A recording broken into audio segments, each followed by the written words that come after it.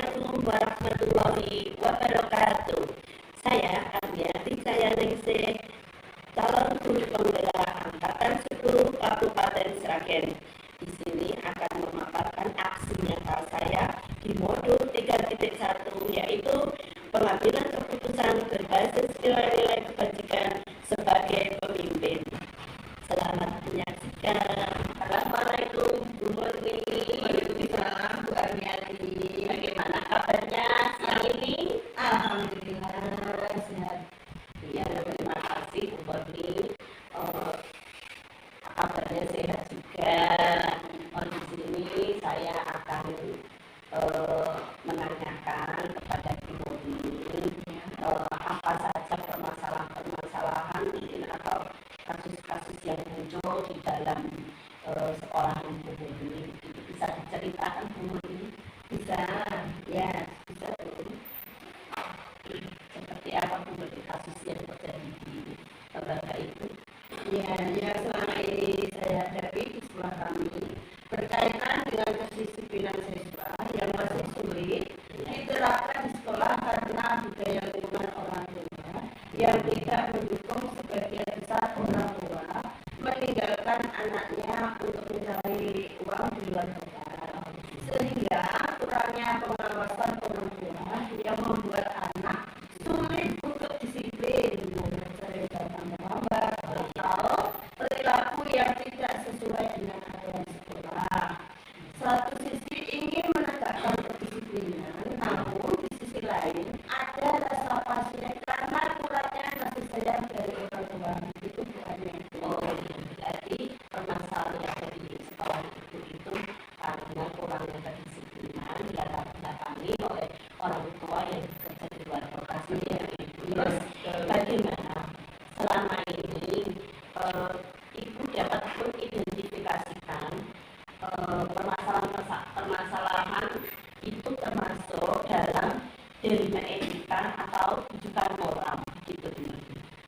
Ya, ini termasuk dilema etika itu berdasarkan kasus tersebut terjadi dilema etika yang ditandai dengan adanya pilihan yang sama benar, tidak ada rujukan moral dalam kasus ini karena tidak ada pelanggaran hukum yang terjadi, sehingga untuk mengidentifikasi antara dilema etika dan rujukan moral perlu dilihat dari tipe kasus dan pilihan yang muncul. Itu dulu. Berarti permasalahan di sekolah itu termasuk dilema etika karena mereka mempunyai pilihan yang sama-sama benar seperti itu. Terus bagaimana Ibu menjalankan dalam pengambilan keputusan di sekolah itu, terutama untuk kasus-kasus di mana ada dua kepentingan yang sama-sama benar, artinya sama-sama mengambil nilai kebajikan.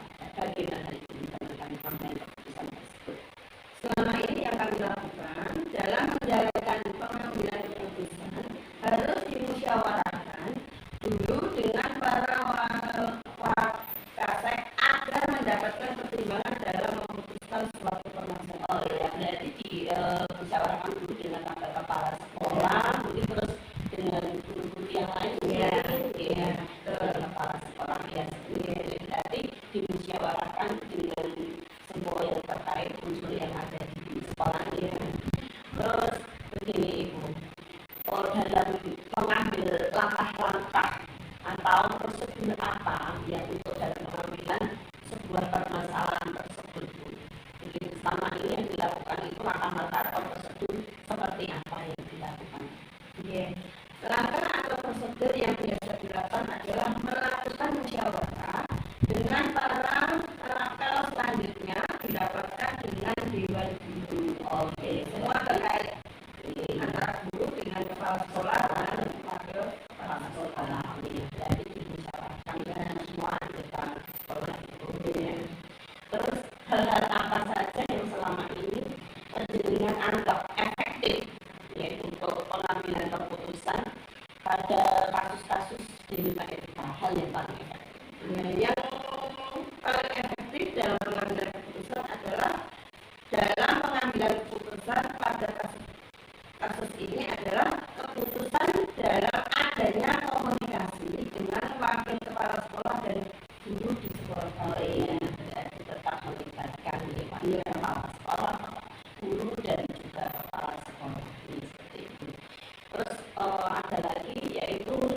hal-hal saja, apa saja yang selama ini mungkin dalam pengambilan keputusan mungkin ada sebuah tantangan, itu ada tantangan, terus dalam pengambilan keputusan tantangan tersebut itu apa saja dalam pengambilan keputusan di sebuah kasus dilema etika? Tantangannya apa saja? Tantangan dalam pengambilan keputusan adalah kurangnya kesadaran tentang pentingnya pendidikan dari siswa dan orang tua siswa.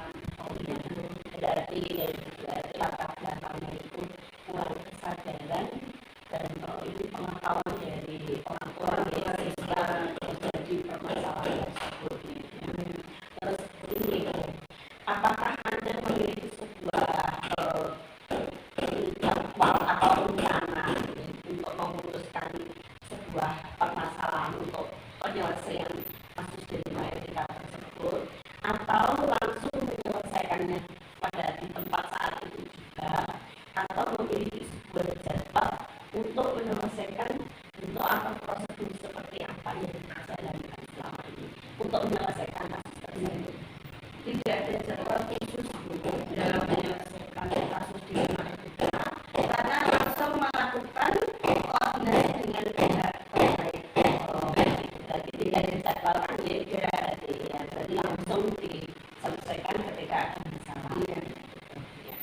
Terus adakah seseorang atau faktor-faktor yang selama ini mempermudah atau membantu dalam pengambilan keputusan dalam kasus dilema etika tersebut?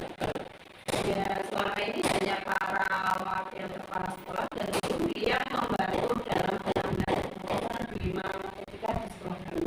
Ya, berarti keputusan tetap di dalam lingkaran sekolah, mungkin antara guru, wakil kepala sekolah dan kepala sekolah. Terus dari semua hal tadi yang sudah penjenengan disampaikan, ada sebuah permasalahan, strategi yang penjenengan tempuh, dan juga cara-cara mengambil keputusan yang efektif. Tadi ini apa yang bisa dipetik dari sebuah permasalahan tadi? Dan apa yang dapat dipetik dari sebuah permasalahan tadi dan sebuah pengambilan keputusan dalam kasus dilema etika tersebut?